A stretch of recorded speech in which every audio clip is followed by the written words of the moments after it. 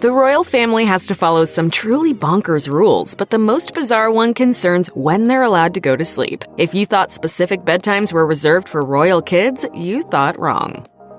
A coach from the Australian School of Etiquette outlined some of the more outrageous rules the royal family has to follow for Harper's Bazaar, Australia, including a rule that no one is allowed to go to bed before the Queen. Considering that the Queen reportedly goes to bed around midnight, it's likely that this rule is for the adults and not royal children like Prince George and Princess Charlotte. Queen Elizabeth's former private security, Sir William Heseltine, told The Telegraph that this royal family custom isn't really a hard and fast rule, but more of a tradition, and Princess Diana apparently regularly ignored this particular tradition. Those stories arose a long time ago and have kept coming out again and again.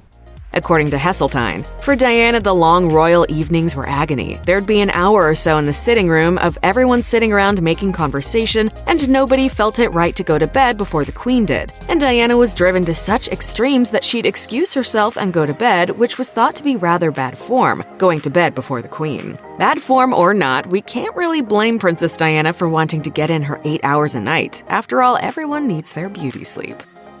When the royals are allowed to sleep is far from the only bananas rule that the family has to follow. For example, Christmas is a big deal with the royals, but present opening isn't done on Christmas morning like in most British households. According to an Australian School of Etiquette coach, Christmas gifts must be opened on Christmas Eve in the Red Drawing Room at Sandringham.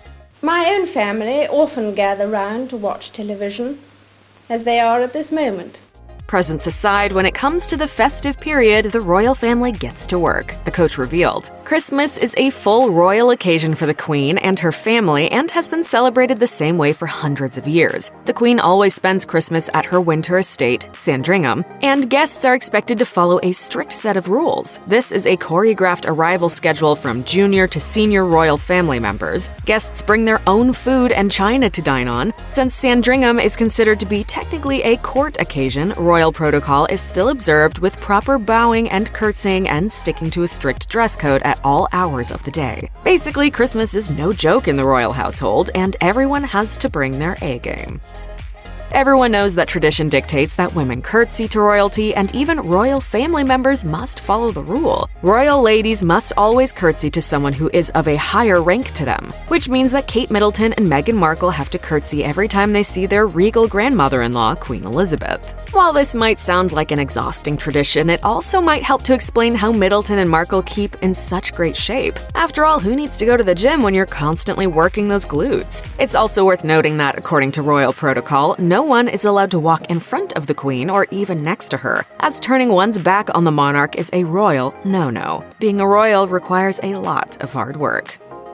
Not all of the rules the royal family has to follow are dictated by the Queen. One particularly kooky rule can be blamed on royals of the past. Thanks to King Charles II, who ruled in the 17th century, the Tower of London must always have at least 6 ravens in it, and the royals are forbidden from freeing them. According to an Australian School of Etiquette coach, this was decreed after Charles almost did away with the Tower's ravens and was issued a dire warning by a courtier which said, "If the Tower of London ravens are lost or fly away, the crown will fall and Britain with it."